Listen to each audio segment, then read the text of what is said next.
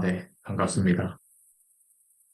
이제 설날이라서 쉰 튜터링 영상을 찍어보도록 하겠습니다. 오늘은 두 단원을 나갈 건데 어렵지 않으니까 네, 잘 따라와 주시면 좋겠고 컴퓨터 이슈가 발생을 해서 좀 늦게 영상을 올리는데 미안합니다. 진짜 미안하고 주말에 꼭 들어와 줬으면 좋겠습니다.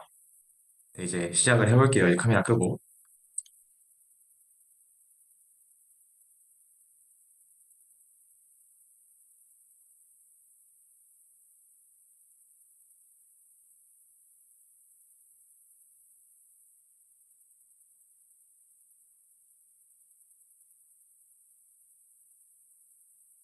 네, 좋습니다.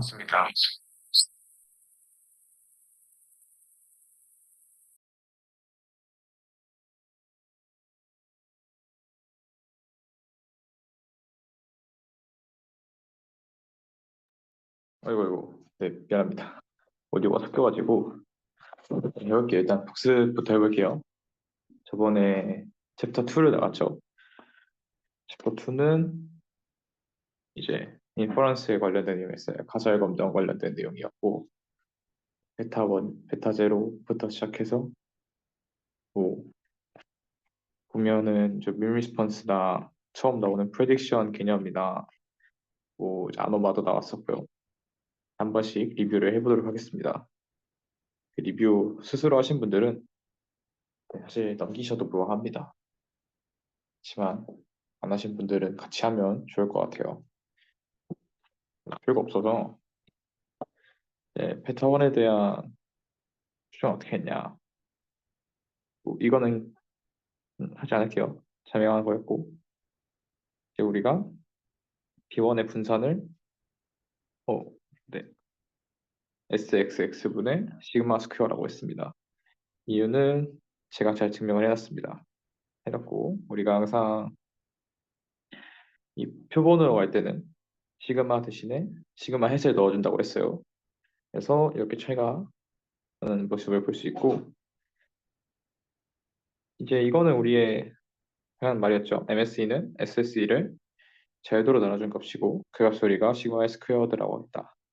이거는 이제 우리가 아직 안 배웠지만 증명을 할 수는 없지만 네. 이제 시그마 스퀘어의 unbiased estimate 하면서 SSE를 시그마 스퀘어로 나누면 자율제가 n-2인 카이 제곱에 따른다고 했어요. 또 이제 이 값이 B1, B0랑도 독립이라고 했습니다. 그래서 이제 우리가 하나의 이제 트릭쇼를 했는데 이 T 자율도가 n-2인 T 분포를 따르는 이걸 이제 어떻게 했냐면 이제 일반적으로 우리가 이제 정규분포 표준 정규분포를 만들 때 이렇게 빼주죠. 근데 이제 우리가 필요한 건 그러니까 시그마 햇이 아니라 시그마였으니까 시그마 햇 자리에 시그마를 넣어주고 이제 없애주는 과정이었습니다. 이렇게 했더니 당연히 분자 부분은 표준 정규분포를 따르고 아래 부분 같은 경우는 이제 우리가 이번 증명은 어렵지만 n-2를 자유도로 가지는 카이 제곱 나누고 또 이 부분은 자유도로 나눠주는 거니까 이거는 이제 T분포 꼴이니까 T분포를 따른다라고 했고 이 부분이 굉장히 많이 나왔어요. 그래서 이 부분 입혀주면 좋겠습니다. 그리고 이제 베타 제로도 똑같아요. 베타 제로도 B 제로 같은 경우도 이제 넣고 넣으면 B 제로가 베타 제로 B 제로의 기대값이 베타 제로가 되는 거 너무 작용했고 또 이제 B 제로를 이제 분산을 구할 때 KI를 반드시 써야 한다고 했죠. KI를 썼더니 좀 더러운 게 이런 식으로 나왔습니다. 또 이제 비슷한 짓을 했더니 얘도 똑같이 n-1을 자유도로 가지는 T분포를 딴다고 했어요. 그렇고 이제 민 리스폰스 네, 추론해본 과정에서 어떻게 했냐면 우리가 x라는 레벨이라고 하죠. 여기에다가 xh라는 값을 넣은 겁니다. 어떤 특정한 픽스된 값을 넣고 이 점 추정량을 우리가 필릿 밸류라고 하고 이거 우리가 yh의 해시라고 했습니다. 또 얘도 이제 열심히 전개를 해보고 하니까 우리는 이런 식으로 나타낼 수 있었죠. 이게 결국 의미하는 게 뭐였냐면 y의 리니어 컨비네이션을 나타낼 수 있구나. y가 이제 모든 y가 인디펜던트하고 y의 선형금을 나타낼 수 있는 건 결국에는 얘도 정규분포의 특성을 사용할 수 있다는 거였죠. 그래서 뭐 너무 당연한 말이고요. 얘도 이제 열심히 전개를 해보니 조금 이제 비제로랑 조금 비슷한 이런 형태가 나왔습니다. 비제로랑 차이 나는 부분 이 부분이죠. x 바에서 xh를 뺀 걸 치고 그래서 얘도 결국에는 표본으로 갔을 때 우리가 검정 통계라는 구하는 과정에서 n-1을 작용하지는 기분포를 따른다라고 했고 이제 프리딕션이었어요. 프리딕션은 뭐냐면 동일한 x를 넣을 때 어떤 값이 이제 새로 들어온 등장할 것인가 윌미스폰스가 아니었고요. 그래서 우리가 새로운 어떤 y를 들고 왔어요. y 진유라고 입실론도 뉴죠. 근데 얘는 우리가 평소에 쓰던 엡실론이랑 독립이네요. 같은 분포를 따르지만 그래서 당연히 expectation은 0일 거고 우리가 아까 독립이라고 했으니 이 베리언스를 구하는 과정에서 코비런스가 분명 없을 겁니다. 그래서 우리가 처음에 구했던 이 부분에서 그냥 1에 더해준 시그마 스퀘어를 더한 거죠. 그래서 이런 거죠. 그래서 잘 써놨습니다, 제가. 그래서 뭐 n-1을 자유화된 T분포를 따른다라고 했고 얘는 똑같은데 m개를 한 번만 해내는 거죠. 그래서 n분의 1이 온다. 1 대신에 이렇게 생각하면 될 것 같습니다. 이제 아노바였어요. 아노바가 뭐냐면 분사 분석이죠. 이제 y바랑 yi를 일단 우선 비교하는 과정에서 얘를 제곱을 해서 더했죠. 그게 썸업스퀘어였고 그렇기 전에 평균으로부터 얼마나 벗어나는지를 이제 에러라고 하죠. 디비에이션이라고 표현을 하는데 이 차이를 우리가 어떻게 나눌 수 있을까 생각해 봤을 때 회귀직선으로 우리가 표현할 수 있는 변동이 있을 거고 그렇지 못한 변동이 있을 거예요. 그렇죠? 그래서 그 두 가지의 합을 나타낼 수 있었다라고 했고 각각을 제곱해서 더해줬더니 밑에는 이런 형태로 나왔습니다. 이런 형태로 나왔고 이제 왼쪽에 있는 부분은 SSTO 이제 SYY로 불렀고 이제 두 번째를 SSR 세 번째를 SSE로 불렀습니다.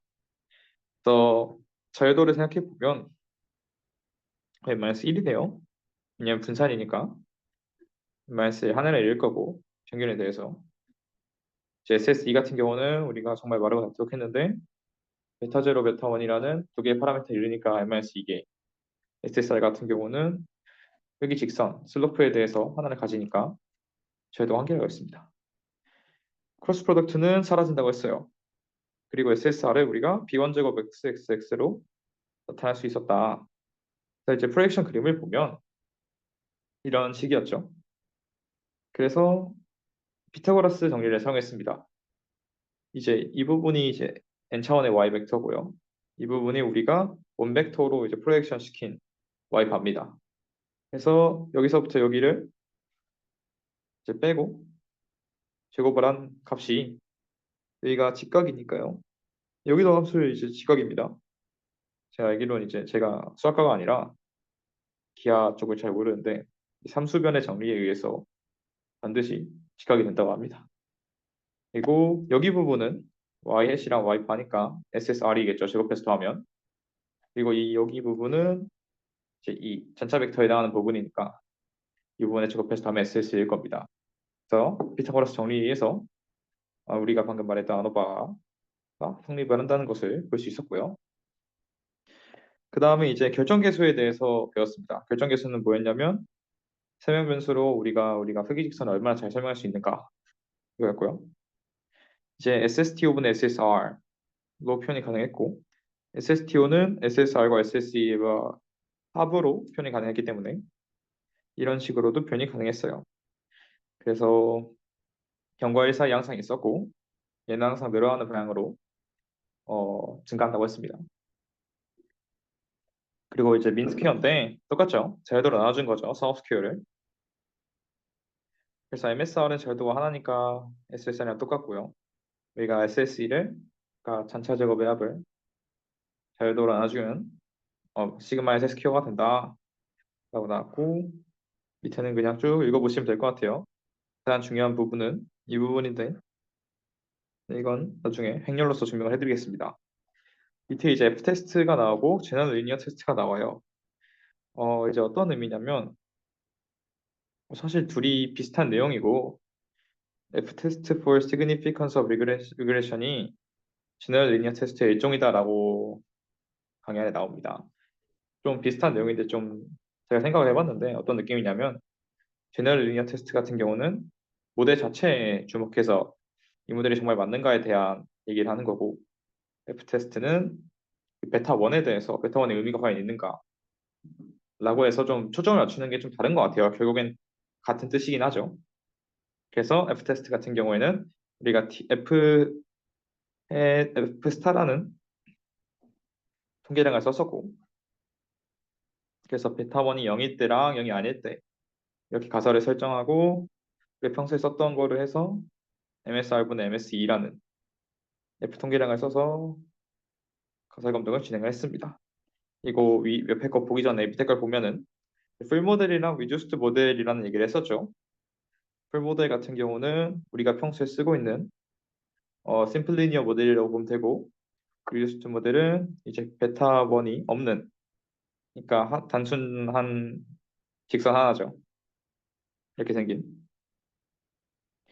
그래서 SSE랑 SS 다 구해 보게 되면 풀 모델 SSE는 그냥 SSE죠, 우리가 아는 대인데, 리듀스드 모델 SSE를 구해 봤더니 SST 오더라. 당연히 이제 풀 모델의 SSE가 리듀스드 모델 SSE보다 작을 수밖에 없습니다.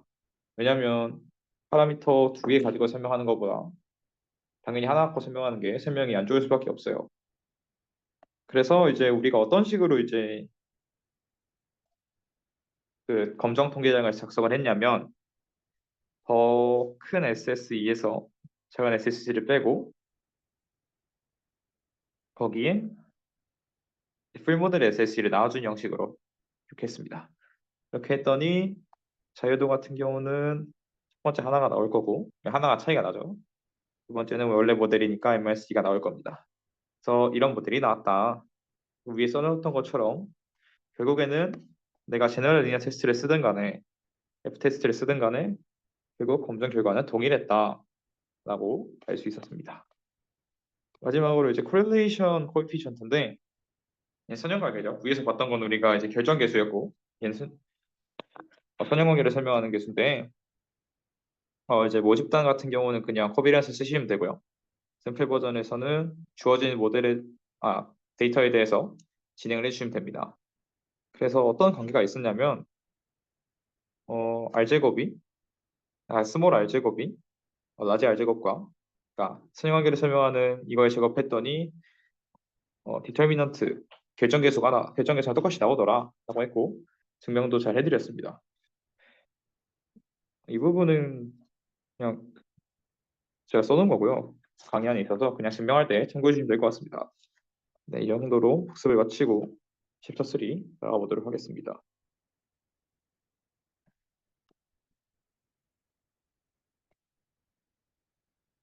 네.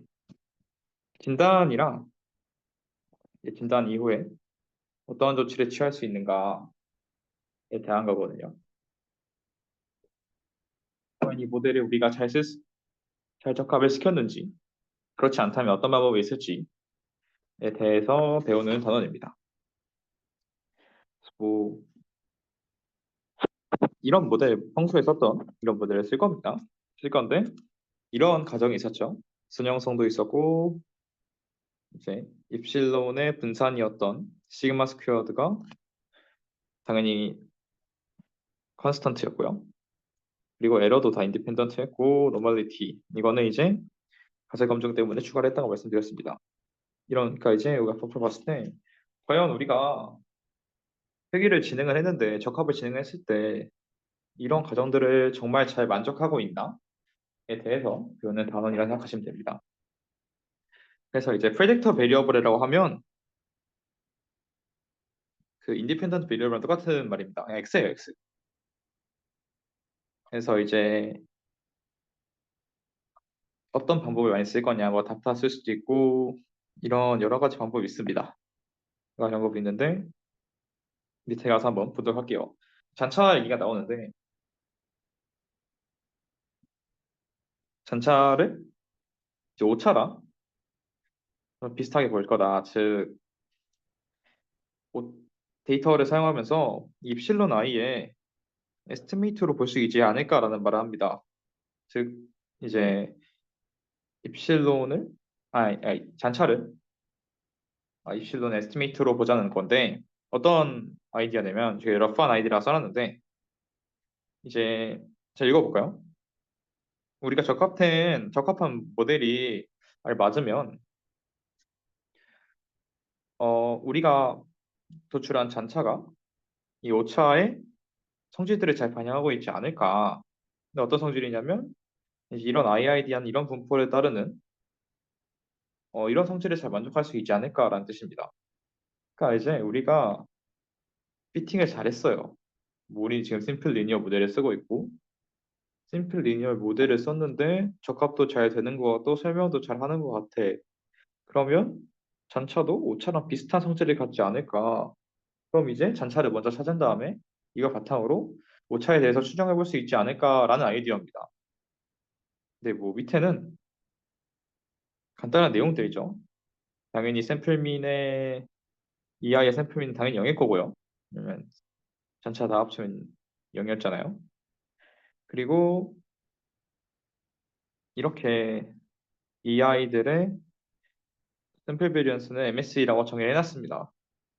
근데 이제 하나 조심해야 될 게 오차 엡실론들은 다 이제 독립이거든요. 근데 이 아이는 잔차들은 아닙니다.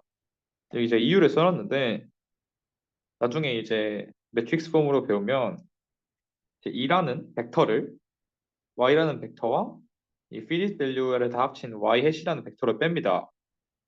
그러면 이런 이제 관계를 찾을 수 있어요. I는 이제 아이덴티티 매트릭스고 H는 햄 매트릭스라는 이제 햇을 씌워주는 매트릭스다 해서 햄 매트릭스예요.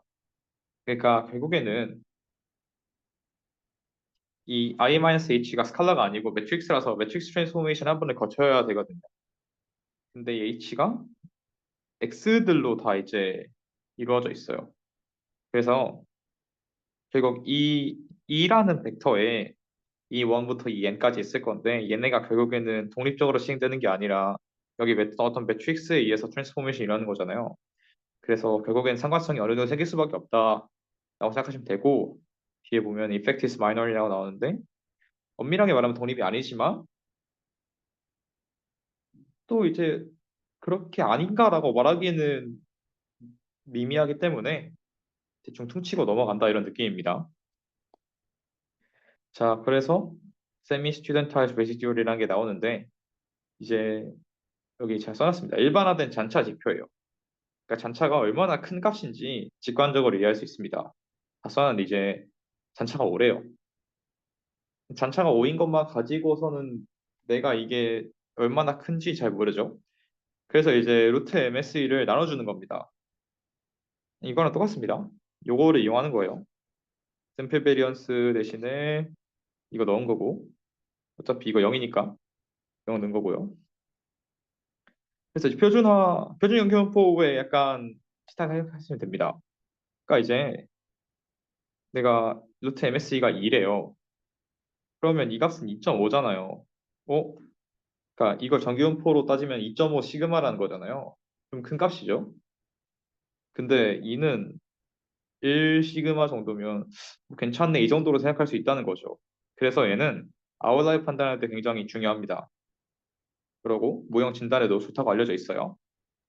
그리고 이제 여러 가지를 단차를 이렇게 베이스해가지고 볼 수 있는데 뭐 리니어리티라든가 뭐 분산의 이분산이고 이제 컨스턴트 베리언스, 에러의 인디펜던스, 뭐 아웃라이어나 인플로션 포인트 있습니다. 그리고 에러의 정규성, 널킹 비리어블이라고 있는데 위에 5개는 이제 밑에서 읽어보시면 알 것 같고 근데 널킹 비리어블이 뭐냐? 처음 나온 거죠. 네, 검색되지 않았는데 뭐 연구자가 못 봤어요 얘를. 그래서 분석도에 포함도 안 합니다. 연구도 안 해요. 근데 그 와중에 x랑 y에 영향을 미칠 수 있는 변수를 말합니다. 여기 예시를 써왔는데 x를 이제 우리가 설명 변수로 아이스크림 판매량을 쓰고 y를 그 해의 익사 사고량, 그 달의 익사 사고량이라고 볼게요. 당연히 아이스크림 판매량이 높을 때 익사 사고량이 당연히 높겠죠. 이제 정말 유명한 예시잖아요.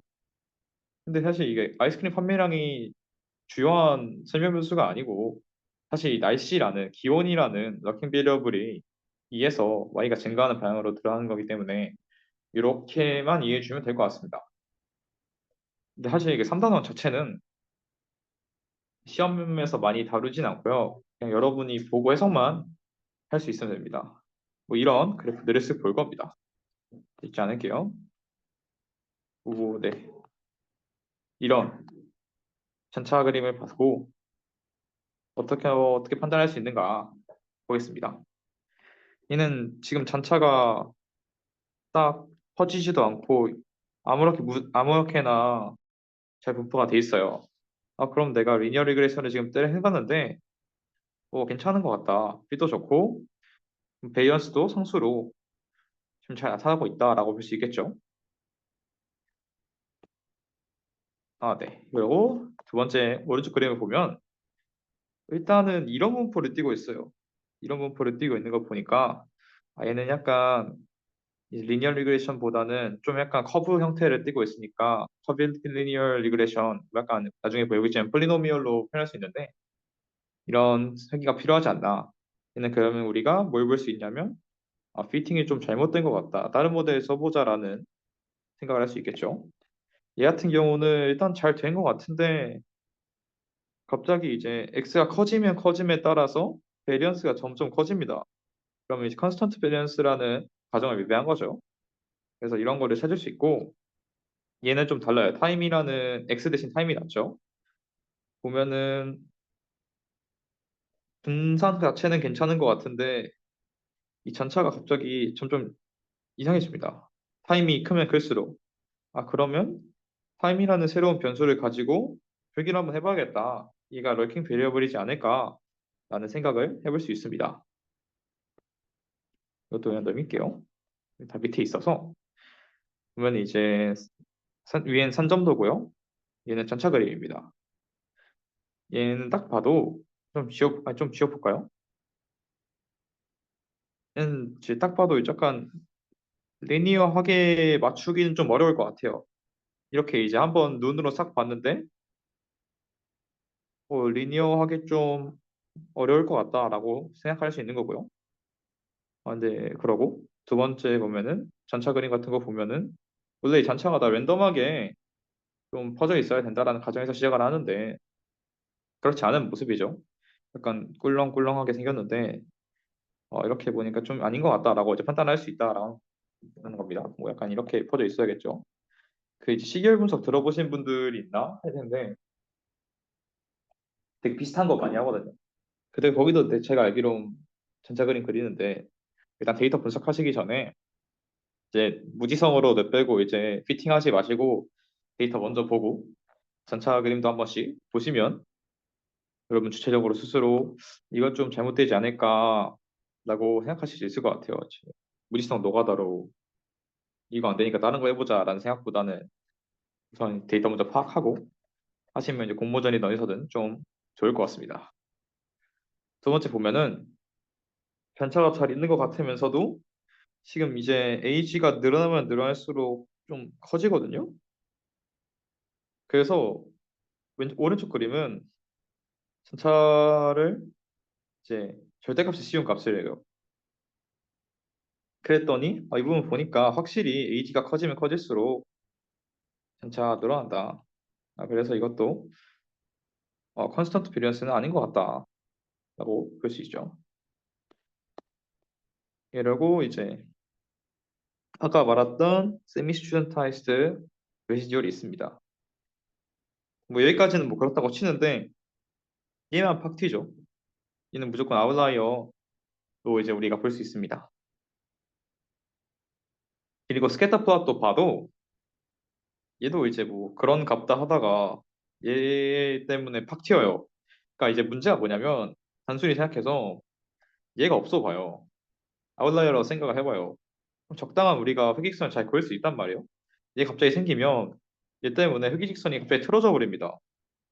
이런 문제가 생길 수 있어요. 그래서 아웃라이어를 잘 구분하셔야 되고 위시듀얼 플러스에서 보면 얘 혼자 4에서 튀죠. 사실 얘도 2도 약간 튀는 것 같긴 한데 뭐 그런 것다 해도 4에는 좀 너무하니까 0으로 보면은 다 비슷한 거리에 있는데 얘까지 뭐 좀 쳤다 해도 얘는 4는 좀 선을 넘었으니까 아웃라이어로 볼 수 있겠다 라고 보면 될 것 같고 여기서 이제 non-independence of error term인데 그래도 약간 에러가 이제 타임이 커지면 커질수록 증가하는 방향으로 늘어나는 것 같고 잔차가 얘 같은 경우도 약간 이런 느낌이죠. 그래서 약간 이것만 봐서는 시간에 따라서 에러 텀에 좀 어떤 트렌드가 있는 것 같다라고 해서 컨스턴트 비례수가 절대 아닌 것 같다. 어, 그렇게 볼 수 있습니다. 약간 컨스턴트라기보단 서로 독립적이지 않다는 거죠. 네, 그래서 이런 식으로 볼 수 있습니다. 그래서 이제 여기 부분인데 할까 말까 고민을 좀 하다가 했습니다. 해야죠. 이제 QQ 플러스에 관한 내용이에요. 그냥 똑같은 게 이제 QQ 플러스인데 이게 뭐냐면 데이터를 내가 한번 쭉 뿌려봤을 때 이걸 정규 한번 했을 때 얼마나 이 정규분포에 잘 피팅이 되었다고 할 수 있는가라는 건데 우선 이 식을 보시면 이제 여기 식이 이렇게 곱하기거든요. k번째 순서 통계량의 기대값의 기대값 근사라고 했는데 k가 뭐냐면 랭크입니다. 여기 테이블 보면 되는데 이 잔차들의 크기를 표시해 놓은 거예요. 그래서 이 값이 가장 작으면 작을수록 랭크가 1순위가 되겠죠. 그래서 보면은 말 48이니까 여기 수직선 기준으로 봤을 때 여기 다섯 번째 있겠죠. 첫 번째 있는 애도 있을 거고 전체 뭐 25번째 있는 애도 있을 겁니다. 이런 식으로 지금 순서를 표현한 게 실제 통계량이죠. 그러니까 이 식이 이제 k번째 순세 통계량의 기대값의 기대값 근사랍니다. 어, 기대값 두 번 썼네요. 아무튼 근사라고 하는데 이제 이거 아마 교수님이 잘 설명을 해주실 텐데 이게 경험적으로 잘 알려져 있대요. 어떤 의미냐면 어 잠시만요. 이게 보면은 예를 들어서 지금 우리가 n 0, 시그마 스퀘어라는 이런 엡실론 텀을 가지는 거기서 이제 표본을 뽑아서 그러니까 지금 우리가 표본을 뽑아서 이제 가장 작은 값을 첫 번째에 넣고 지금 여기서 한 것처럼 가장 큰 값을 n 번째라고 딱 순서를 매겼을 때 이게 k 번째에는 어떤 평균을 어떤 게 나올까에 대해서 굉장히 구하기가 어렵습니다. 근데 여러 가지 근사 공식이 있는데 그 중에 하나입니다. 이거 제가 알기로 이제 블럼스 포뮬라인가? 근데 제가 찾아봤거든요. 추링 하려고. 근데 많이 안 나와요. 그래서 아무튼 이렇게 했다. 다른 거고 루트 MS를 곱해주는 이유는 뭐냐면 여기 Z는 n 0,1이잖아요. 우리가 쓰는 분포는 이거니까 이 근사를 스케일링을 해주는 거죠. 그래서 스케일링을 해주는가 루트 MS를 곱해준다. 그래서 이런 식으로 나옵니다. 그래서 우리가 노멀 프로버티 플러 QQ 플러스 그렸을 때 이게 가장 이상적이게 정규분포를 따르면 y는 x선을 따라가면 돼요. 여기 안에 있으면 좀 정말 잘 된 분포다라고 한다. 이게 이해가 안 될 수도 있거든요. 여기 써 있어요. 여기 스트레이트 라인이라고 하면은 y는 x거든요. 이거랑 좀 잘 맞으면 노멀리티에서 많이 벗어나지 않는다라고 나오는데 이해가 안 될 수도 있어서 제가 링크를 갖고 왔습니다. 한 번씩 읽어보면 좋을 것 같아요.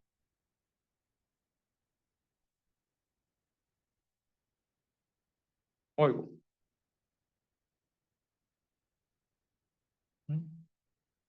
네, 확인 눌렀고 보면 이제 QQ 플롯 2번에 보면 되죠. 보면 여기도 써 있어요. 데이터가 정규분포 판단하는지 아니면 회귀 분석에서 전차의 정규성 판단하는지 이 부분이죠. 이상한 말은 이거예요. 그러니까 1번, 2번이 1번에 표준화한 건데 이 배치 간격을 잘 보자는 겁니다. 그래서 여기 1번에 있는 X축을 여기 Y로 두고요. 그리고 여기 2번에 있는 X축을 그대로 X축에 뒀을 때 정규성을 잘 만족한다면 이 직선 위에 무조건 있어야 된다라는 말인데 한 번씩 읽어보시면 될 것 같습니다. 정말 좋은 글이에요. 다시 이제 넘어와서 이거는 그래서 한 번씩 읽고 넘어가시면 될 것 같아요.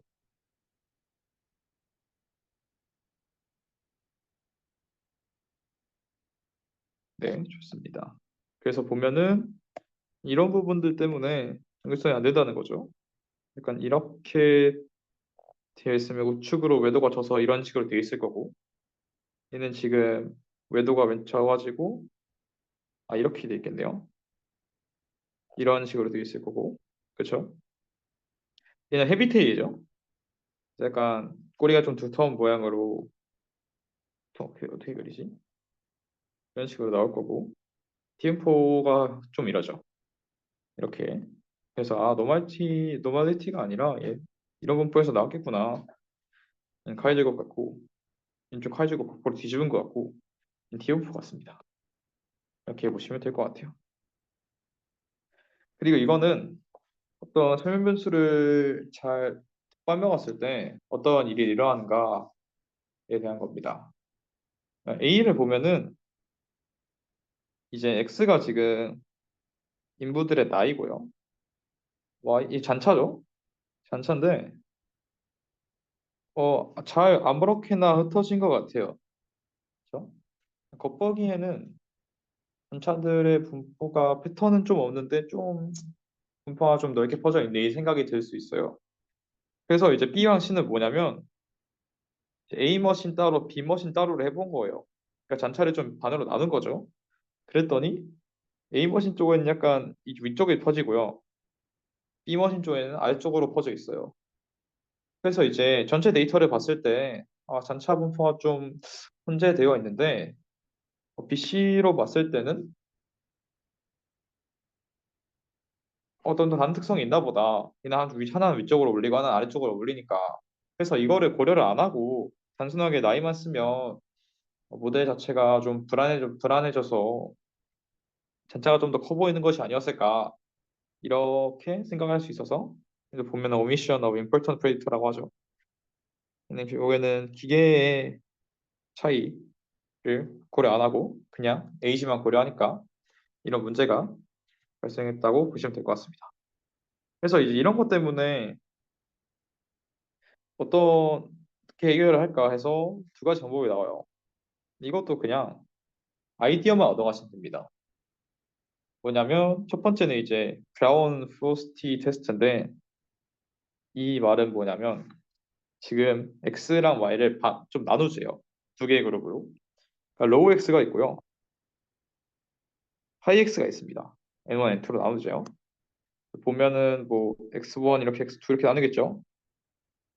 그리고 이제 잔차 수도 두 개 나누겠죠. 그룹 1, 그룹 2에 대해서 EI1, EI2로 나누고 이제 E1 틸다랑 E2 틸다를 이제 미디언으로 보자고 합니다. 그래서 이제 테스트 스태티스틱 정확히 보실 필요가 없고 이 거리잖아요.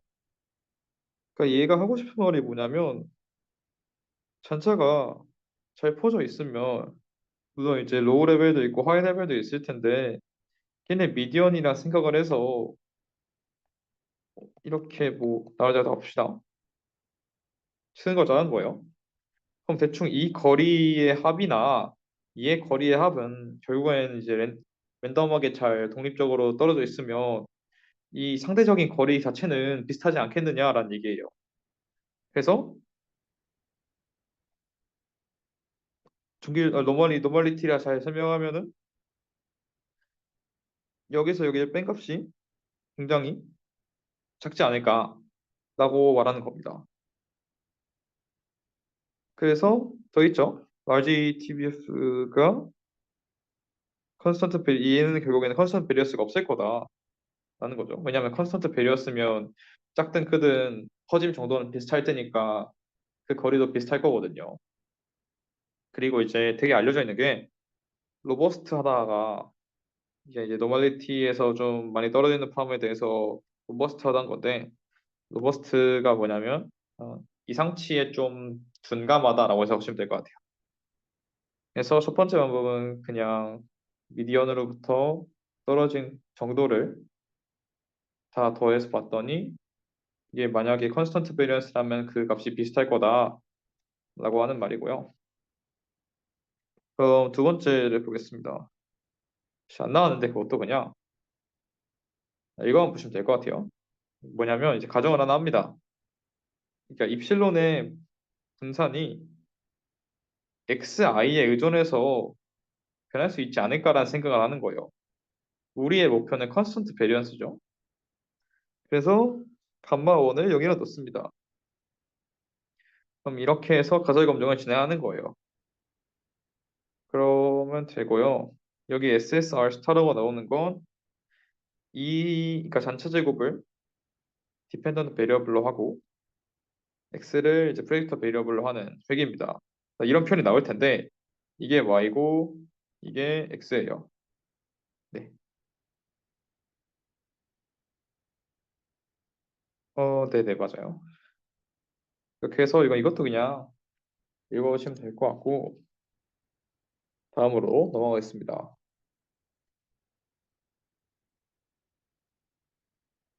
이제 F 테스트 leg 오브 핏인데 음, 좀 중요합니다. 한번 읽어볼게요. 이제 레플리케이션이라는 말이 나와요. 무슨 뜻이냐면 X에서 여러 번 반복 관측이 되었다는 뜻이에요. 잠시만요.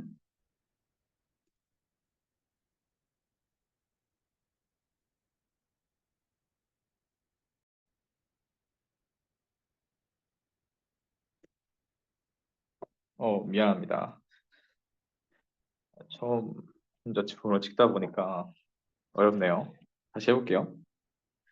이제 F 테스트 for leg of fit이라는 건 이제 적합성이 부족한가? 그러니까 이제 모델에 정말 이 괜찮은가에 대한 그건 적합이 잘 되는가? 그래서 보면은 X에서 같은 게 여러 번 가져되는 게 좀 중요합니다. 그래서 repeat observation이라 나오고요. 이게 중요한 이유는 아래 설명을 드릴게요. 읽어보면 linear regression 라인이 정말 이 데이터에 좋은 핏인지 아닌지를 정확 확증하고 싶대요. 그래서 X의 밸류에 따라서 레벨에 따라서 C개의 그룹으로 나눠진 얘기입니다. 보면은 이런 식이에요. 이제 원래 1, 2, 3이었다고 합시다. 뭐 7까지 있다고 치면 되게 3개, 3개, 4개 관측이 됐는데 좀 있겠죠. 그래서 이거를 이제 이 레벨별로 나누겠다는 뜻이에요. 그냥 다 합치면 n이겠죠. 이거 n1, n2 이렇게 nc까지 할 거고 이제 이 yj판은 여기 j가 1이면 이거의 평균이라는 거죠. 이거 y값의 평균이라는 거죠. 그래서 지금 보시면 아까 이런 그림이었죠. 여기 하나밖에 없네요. 이렇게 될 거고 그래서 이런 식으로 나옵니다. 이걸 하는 이유가 제가 써놨어요. 여기 따로 읽어볼게요. 그러니까 레거핏이랑 에러의 차이를 봐야 된다. 그러니까 동일한 x에서 관측된 여러 y 값의 퓨어 에러 순수 변동이 필요합니다. 순수 변동이 뭐냐면 이제 우연적으로 생긴 오차거든요. 입실론 텀 때문에 측정 오차라고도 하고 자연적으로 생기는 오차라고도 하는데 이제 생각을 해볼게요. 그 가장 간단한 예시로 제가 많이 드는 예시가 있는데 라면 예시예요. 라면 있어요. 라면 레시피는 누가 만듭니까? 석박사 형님들이 만듭니다. 근데 뭐 물 500ml, 스프는 3분 뒤, 면은 4분 뒤에 이렇게 넣으래요. 레시피 만들었어요. 그러면 내가 10번 만들었어요. 10번 다 맛이 똑같을까요? 정확히? 절대 아니죠. 자연적인 오차가 분명 발생합니다. 그러니까 측정하는 과정에서는 오차가 무조건 들어갈 수밖에 없어요. 그런 거 우리가 퓨어 에러라고 부르는 겁니다. 사실상 데이터가 여러 번 찍혔어요. 측정하는 과정에서 분명 오류가 생기겠죠? 그럼 여러 번 찍혔으니까 이 중에 가장 말 많은 걸 하나 골라볼까? 맞을 것 같은 거? 라고 하면 절대로 우리가 생각하는 회귀직선의 값이 아니라 미디안 아니면 미디겠죠. 평균이겠죠. 그래서 SSE 부분에서 SSE가 회귀직선으로는 설명할 수 없는 값이잖아요. 그래서 여기서도 좀 더 나눠서 퓨어 에러로 보겠다. 얘는 정말 관측에 있어서 여러 번 관측이 됐는데 그중에 평균을 보겠다는 거고 이게 퓨어 에러라고 말씀을 드립니다. 그러니까 이제 방금 말한 것 때문이기도 한데 모든 레벨 다 한계만 존재해요. 예를 들어서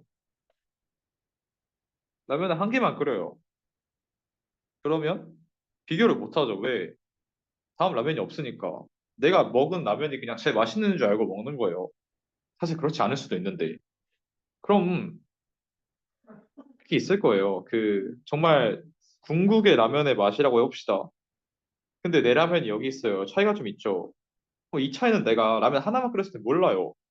그 변동이 진짜 이 순수 억가로 내가 라면 스프 뿌릴 때 저기 선풍기 불어가지고 혹은 바람 불어가지고 라면 스프 좀 날린가 그것 때문이지. 아니면 좀 그 핏이 좀 잘못됐는지 그 냄비가 좀 잘못됐는지 모릅니다. 그러니까 회귀분석 관점에서 보면 이 X에 대해서 아예 하나만 존재하면 그게 진짜 이 퓨어 에러 때문인지 아니면 우리가 회귀 모형을 정말 이상하게 만들어서 그것 때문인지 몰라요. 그래서 그 두 개가 필요한 거고 두 개 이상이 필요한 겁니다. 그럼 두 번째 F 테스트로 이제 레거핏을 발견을 해낼 텐데 리플리케이트가 존재하니까 퓨어 에러를 추정하지 않다고 했죠.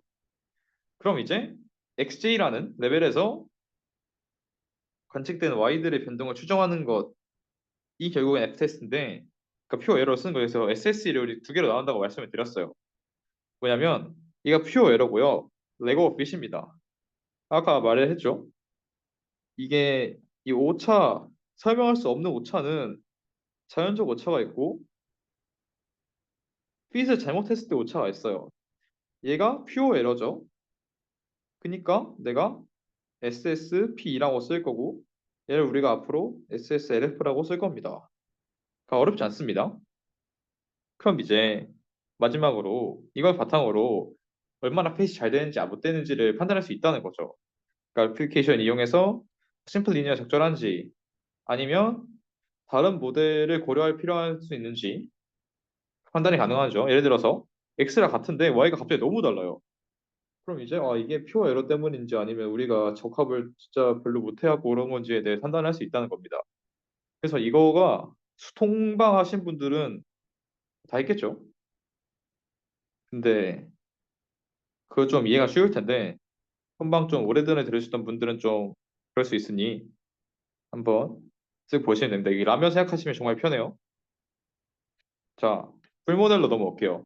풀 모델은 그냥 아무 폼이었는데 arbitrary 폼이라 써놨는데 y 이 정의까지는 똑같거든요. 근데 풀 모델에서는 그냥 아무거나 넣어도 돼요. 그러니까 xj가 그러니까 각각 xj에서 뮤j가 아무거나 넣어도 됩니다. 그러니까 restriction이 없어요. 그래서 이 뮤j에 대한 추정량은 그냥 yj가 됩니다. 그래서 우리가 SS를 구해봤더니 이걸 우리가 이제 하는 거죠. J개의 지금 레벨이 있고 그 안에서 지금 I개가 있는 거니까 이런 식으로 더블 서메이션이 나오는 거고 이걸 우리가 SSP라고 부르기로 했어요. 그러니까 얘는 아까 말한 대로 데이터 자체의 변동이죠. 얘는 회귀를 고려를 안 한 거예요. 회귀 직선을. 그래서 우리가 핏이 어떻게 되는지를 고려 안 하고 그냥 순수하게 측정만 데이터 자체에 어떤 변동만 있는지를 말한 거고 SSP라고 하기로 했습니다. 그리고 자유도를 생각해 봤으면 C개의 그룹이 있죠. C개의 그룹이 있어서 N-C가 됩니다. 이렇게 보시면 될 것 같고 얘는 이제 이런 분포를 잘라요. 보면은 그래서 어, 풀 이렇게 따라 넣어보시면 됩니다. 밑에는 이제 유스드 모델인데 얘는 다 똑같은데 뭐가 다르냐? 이제 뮤제이에 제약이 가해지는 거죠. 어떤 걸로? 심플 리니어로 가해지는 겁니다. 그래서 앞으로는 이제 이런 제약을 주겠다 내가 뮤에 이 제약이 뭐예요? 핏이죠. 레거 핏이니까 내가 심플 리니어 모델로 피팅을 시켰을 때 나올 수 있는 에러를 이걸로 측정하겠다는 거예요. 똑같고요. 그래서 우리가 평소에 아는 SSE가 나옵니다. 그렇죠. 그래서 TF가 N-2가 나오고 그래서 보면은 F 테스트를 진행해 볼게요. H0는 리듀스트 모델이고요, 당연히. H1은 풀 모델입니다. 항상 SSE가 큰 거에서 뺐어요. 그렇죠? 얘는 이게 그냥 SSE로 나왔고 리듀스트 모델이었으니까 얘는 SSP입니다. 위에서 봤던 것처럼. 그래서 이렇게 했더니 이 두 개를 뺀 걸 우리가 레고 핏 SSLF라고 하겠다.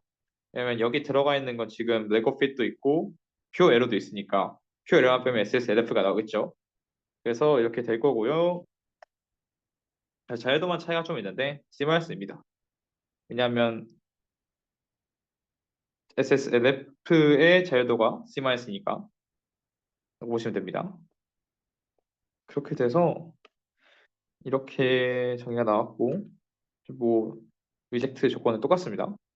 그래서 아노바의 관점에서도 이걸 어떻게 볼 거냐라고 볼 수 있는데 결국에는 이제 우리가 생각하는 SSE가 아까 말했던 대로 퓨어 에러랑 레고핏에 관한 에러로 나눠진다.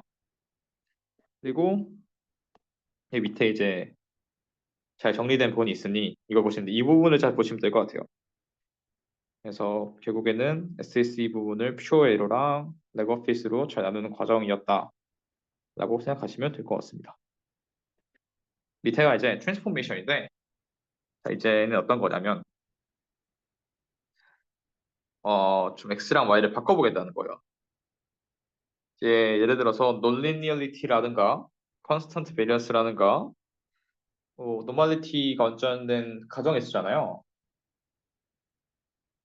그게 성공적이지 못했을 때 우리가 어떤 식으로 바꿔야 좀 더 괜찮은 모델이 될까? 그걸 이제 트랜스포메이션이라 하는데 이제 논리니얼리티에는 x만 바꿔도 된다.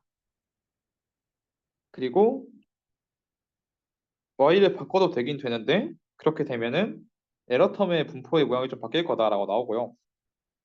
근데 논노멀리티랑 논컨스턴트 베리언스다. 그럼 y까지 바꿔야 된다. x도 바꿔야 되고 y도 바꿔야 된다라고 나옵니다. 이 부분은 이제 많이 준비를 안 한 게 어차피 지금 들어서 까먹고 전효 교수님이 정말 설명을 잘해 주십니다. 그리고 이제 무엇보다 시험이 잘 안 나와요. 그래서 한번 쓱 맛만 보시면 될 것 같아요. 그러니까 이거예요. 리그레이션 패치 이렇게 나왔대요. 이거 보고 누가 심플 리니어 씁니까? x 루트 쓰거나 로그 함수 쓰겠죠. 이것도 비슷하죠.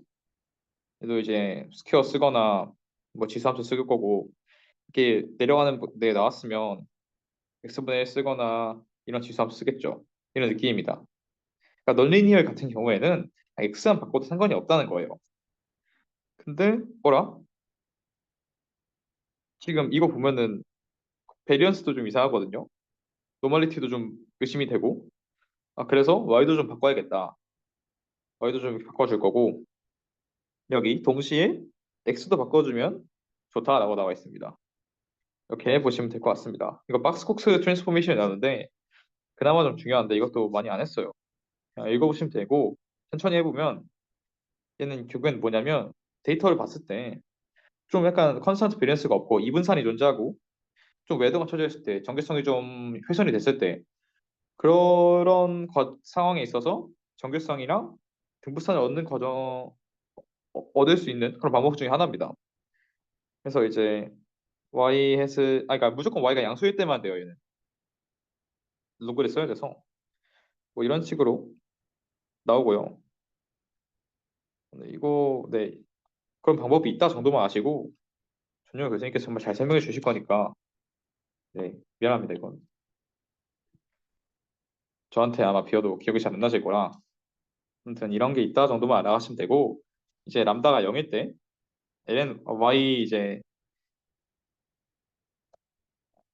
y 프라임을 ln y로 푼다. 이거 이제 로피탈 정리 쓰시면 나오거든요. 로피탈 정리 쓰시면 나오니까 한번 해보시면 될 것 같고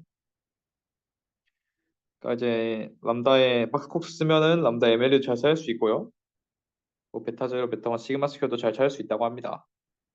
그래서 그냥 이게 있다 정도만 아시면 될 것 같아요. 그러니까 로에스도 특히 로에스도 네, 있다 정도만 아시면 돼요. 넘기도록 하고 챕터 4 다시 오도록 하겠습니다.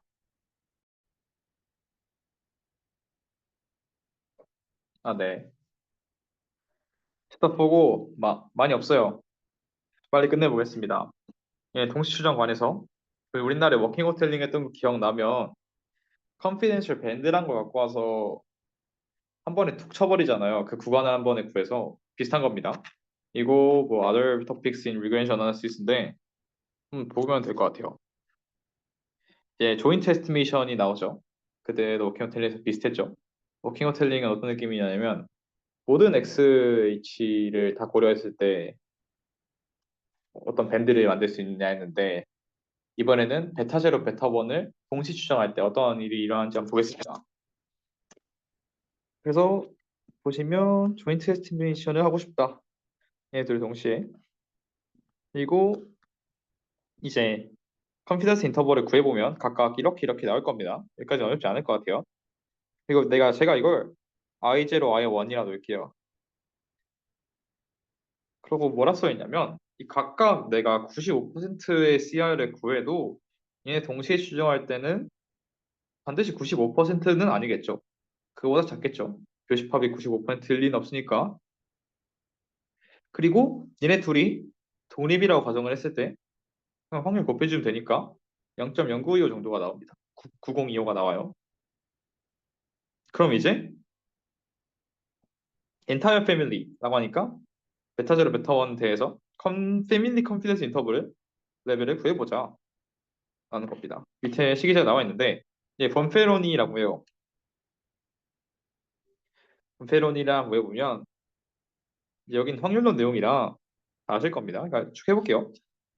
1번, 2번 이 등장할 확률을 이제 PA1, PA2라고 합시다 라고 나오니까 그래서 이제 썼습니다. A1은 베타 제로가 이제 I 제로에 안 들어간 확률이고요. A2는 베타 1이 I1에 안 들어갈 확률입니다. 그래서 둘 다 확률은 알파겠죠. 그래서 얘네 둘의 당연히 합집합의 확률은 당연히 각각 더하고 교집합 빼는 건데 교집합 일단 모르잖아요. 모르는데 최소한 얘 없애고 얘 둘 더한 값보단 작겠죠. 그래서 이 합법보단 작겠다. 그리고 이제 컴플리먼트 룰리는데 저 처음 몰랐는데 이거 그냥 씁니다. 여집합 기호예요. 당연히 이 여집합은 두 개 뺀 것보다는 크겠죠. 교집합 더 해야 되니까. 1-2알파보다는 약간 클 거다. 그러니까 얘가 결국에는 이제 1 아니죠. 아무튼 그래서 이제 생각하는 게 뭐냐면 그러면 지금 얘의 확률을 95% 이상으로 맞추고 싶었던 거 아니야. 아까로 따지면. 그렇죠? 그럼 하는 말이 뭐냐면 얘가 0.05면 안 되는 거잖아요. 그렇죠? 90%로 되니까. 그럼 이 알파 대신에 2분의 알파를 집어넣으면 웬만해서 알파보다 큰 패밀리 CI를 만들 수 있는 게 아니냐라는 게 본패론이에요. 그 밑에 본패론 이퀄리티 한번 써보면 베타 제로랑 베타 원이 각각의 인터벌에 들어갈 확률은 아까 말한 것처럼 이제 이 합집합을 빼는 거죠. 합집합을 빼는 거고 얘는 1-C 알파보단 반드시 크다. 왜냐면 얘네 각각이 더한 값이 2알파보다 작으니까요. 아, 그러면 이제 우리가 처음에 알파라고 잡지 말자. 우리의 이제 패밀리 컨피던스 인터벌에 전체 신뢰도를 구할 때 내가 알파를 원하면 각각에다 알파를 집어넣는 게 아니라 2분의 알파를 넣으면 그 우리가 원하는 그 값을 얻을 수 있더라는 겁니다. 그래서 밑에 이거 보면 제가 이제 써왔는데도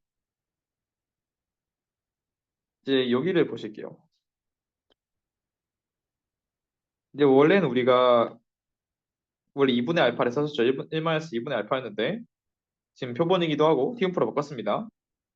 그렇게 했더니 이제 4분의 알파를 빼보자는 거예요. 아, 왜냐면 아까 2분의 알파였으니까 원래 2분의 알파를 빼는 건데 그쵸? 1-2분의 알파였는데 알파 대신 2분의 알파가 들어가니까 1-4분의 알파가 되는 거죠. 아, 그래서 우리가 원하는 원래 그 유의 수준의 반에 넣으면 된다. 라는 거죠. 이렇게 넣었더니 얘네 왕이 컨스트럭트입니다. 이렇게 컴퓨터 인터프레 컨스트럭트 하면 얘는 무조건 이제 95% 1-4 알파 이상이 된다. 그래서 이런 방법을 쓸 거다. 왜냐면 이제 97.5거든요, 하나가. 그래서 얘 두 개 곱하면 95보다 큽니다. 0.97로 두 번 곱하면 0.95보다 커요. 그래서 이런 방법이 있고, 그래서 일반화해서 이거를, 아까 이건 95%였던 거고, 얘는 지금 이제 그냥 알파로 했을 때 어떻게 일반화시킬 수 있냐면, 이제 1-4, 2분의 알파가 아니라 4분의 알파를 빼버리자. 그러면 우리가 이제, 아, 맞네요. 야, 이거 맞네. 미안합니다. 그래서 이제 평소에 알파 0.05 넣었던 거 0.025 줄이던 거 더 반으로 줄이자는 얘기죠. 이거를 했더니 이거 두 개를 한 번에 같이 하니까 이제 우리가 원하는 95% 이상의 1-알파 퍼센트 이상의 DI를 얻을 수 있었다. 동시에 구했을 때. 그러니까 이걸 이제 늘릴 수도 있겠죠. 우리 지금 단순 수능 얘기하고 있으니까 베타 제로 베타 엄마 생각하는데 x 좀만 늘리면 베타 막 2, 베타 3도 나올 수 있으니까 그 얘기를 한번 해보겠습니다. 그럼 이 사람은 이 얘기하는 거예요. 그럼 내가 지금 단순 수령 회귀 문제 말고 그냥 선형 회귀에서 내가 쥐게에 프레딕터가 있다고 생각해보자. 그러니까 베타 제로부터 베타 G-1이 있는 거죠. 그러면은 이거를 다 써서 구할 수도 있는 거 아닌가? 라는 거죠. 당연히 되겠죠. 근데 대신에 아까 이제 1-2분의 알파 했잖아요. 대신에 1-G분의 알파 하면 되겠죠. 아, 그래서 어차 1-G분의 알파를 다 해버렸을 때 다 곱해버리면 1-알파보다 크게 나올 거니까 이런 방법입니다. 그래서 밑에는 똑같습니다. 대신에 이거를 좀 조심을 해야겠죠. 베타의 수가 늘어나면 늘어나갈수록 그러니까 비교군 G가 늘어나면 당연히 이 CI도 보수적으로 변할 수밖에 없습니다. 당연하죠. 8개, 2개 넣을 거 8개 넣는데 구간을 늘려야겠죠, 무조건. 그래서 구간이 좀 커지니까 베타의 개수가 너무 많으면 이걸 사용하는 건 별로인 것 같다라고 나와 있고요. 그래서 그때 얘기했던 워킹 호텔링 프로세주얼도 나와 있습니다. 워킹 호텔링 프로세주얼도 나와 있고 보다 파워풀합니다. 얘는 회귀 상황에 특화되어 있는 거에 밴드니까 사실 모든 X에 대해서 이렇게 볼 수 있다는 거고 얘는 좀 이제 베타 각각에 대해 보는 거니까 좀 보수적이에요. 그냥 좀 아이디어 간단하죠. 이런 차이가 있습니다. 이 부분은 샘플 버전이거든요. 네, 이거는 넘기도록 하겠습니다. 이거는 네, 안 나옵니다. 그리고 이제 좀 새로운 내용이죠. 원점을 지나는 어떤 모델을 우리가 생각해 보자는 거예요. 그러니까 베타 제로가 0인 거죠. 이런 모델을 생각을 해볼게요. 그리고 우리가 했던 대로 큐 펑션을 써보겠습니다. 그러면 이렇게 될 거죠. 그래서 제가 베타 1으로 미분해 볼게요. 뭐 아그민이 빠져 있는데 그거는 생각하시면 되니까 2번 해보면 이 부분이 EI죠. EI가 될 거고 그래서 이거 전개해보면 이런 식으로 나와서 B1이 여기서는 이런 형태로 나옵니다. 그리고 Y의 I 햇은 B1XI가 되고 그래서 제가 이거 EI라고 말씀을 드린 거예요. 그래서 MSC를 구해보면 자유도가 하나가 빠지죠. 베타 제로 필요가 없으니까. 그래서 아무튼 이렇게 됩니다. 이제 이 모델이 좀 위험합니다. 위험 이유 아래서 알려줄 건데 퍼전스가 나오죠. 일단 잔차합이 0이 아니에요. 왜 Y? 우리가 잔차합을 어떻게 구했냐면 그러니까 일반적인 큐 펑션을 쓴 겁니다. 그러니까 비제로로 미분했을 때 이 값이 yi 마이너스 yi 해시잖아요. 이 값이 서메이션 ei란 말이에요. 이게 0이에요. 큐 펑션에 의해서. 근데 이제 이런 조건이 없어요. 그래서 굳이 잔차합이 0일 필요가 없습니다. 두 번째, 웨이티드 썸 레시듀얼인데 xi랑 yr 햇은 이제 곱하면 0은 됩니다. 0은 되는데 한번 증명을 할 수 있어요. 이렇게 그냥 베타 원으로 나눠주게 되면은 이 부분이 2i라 그랬으니까 0이고요. yi가 yi 햇이 b1 xi라고 했으니 서메이션 b1 앞으로 나가겠죠. 2i xi는 0입니다. 이거 0이라 그랬으니까. 그리고 이제 세 번째가 제일 위험한데 SSE가 SSTO보다 커질 수 있다. 이게 무슨 말도 안 되는 소린가? 이 그림을 이해하시면 편합니다. 풀 모델은 뭐냐면 일반적으로 어, 슬로프와 인터셉트가 모두 있는 심플 리니어 모델이고 얘는 우리가 강제로 원점을 지나게 만든 리듀스드 모델이에요. 자, 이제 한번 생각을 해봅시다. 그때 심플 리니어 모델 하면서 어떤 말을 배웠냐면 X바랑 Y바를 무조건 지난다 그랬어요. 그러니까 X바를 0으로 그냥 지금 퉁쳐 놓을게요. X바, Y바를 무조건 지난다. 회기선은. 그래서 지금 얘가 지금 제가 이거 회기선입니다. 둘 다 회기선이에요. 회기선이 여기에 지나요 무조건. 근데 얘는 안 지납니다. 이런 경우를 한번 생각해 보자는 거예요. 데이터가 지금 여기서 돌아요. 여기서만 노는데 그럼 당연히 직관적으로 생각해 봐도 여기서 우리가 SSTO 구하는 거 거리 제곱의 합이니까. 근데 얘는 지금 여기서 구하는 거잖아요.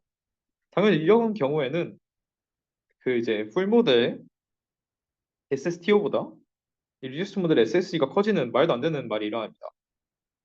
그래서 어떤 가정이 필요하냐면 Y바가 무조건 0이어야 된다라는 불필요한 가정이 생겨버려요. 그래서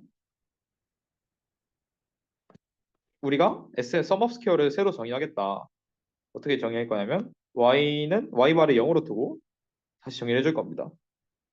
그래서 뭐 이렇게 해도 아노바 테이블은 잘 만들어지거든요. 그러니까 이제 이거죠. yi는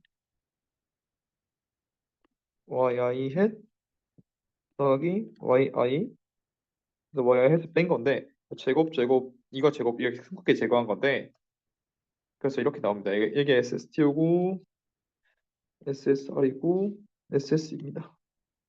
근데 크로스 프로덕트 0입니다. 이 값이 0이랑 그러니까 전차를 했고 전차랑 yi 햇 곱하면 0이라 그랬으니까 그래서 이렇게 해야지 그제서야 설명력이 0과 1 사이로 나타나는 그런 관계가 된다라고 하니까 이런 너가 장담이 없으면 굳이 이 모델을 사용할 필요가 없지 않은가라고 나옵니다. 그래서 네, 여기까지가 챕터 4고요. 오늘 했던 거 제가 좀 이제 아무도 없이 줌으로 혼자 촬영하니까 좀 어렵네요. 사실 이런 일이 없었으면 좋겠고 오늘 하신 것 중에는 뭐 범페로니 부분 그리고 여기 이거 베타 제로를 우리가 강제로 영어로 만들었을 때 어떤 위험성이 존재하는지 또 챕터 3 부분에서는 그러니까 로에스랑 이제 박스콕스 안에 드는 부분은 정말 죄송하고 하지만 수업 들으면서 그냥 그런 답담만 하시면 됩니다. 그리고 이제 수업 스퀘어 표 에러가 뭐였는지 그 라면 석박사 형님들 얘기를 했는데, 네, 아무튼 이거 좀 봐주시면서 순수 변동이 과연 뭘까? SS는 왜 이렇게 분해가 될까? 부분 이해해 주시면 될 것 같고요. 그 다음에 이런 전차랑 오차를 비슷하게 보고 어떤 방법으로 우리가 가정했던 리니얼리티라든가 컨스턴트 베리언스라든가 노멀리티 같은 거를 어떻게 그래프나 이런 걸로 확인해 볼 수 있을까? 네, 잘 한 번씩 복습해 주시면 좋을 것 같습니다. 오늘은 네, 여기까지 할 거고 다음 주에 만나 뵙도록 하겠습니다. 네, 감사합니다.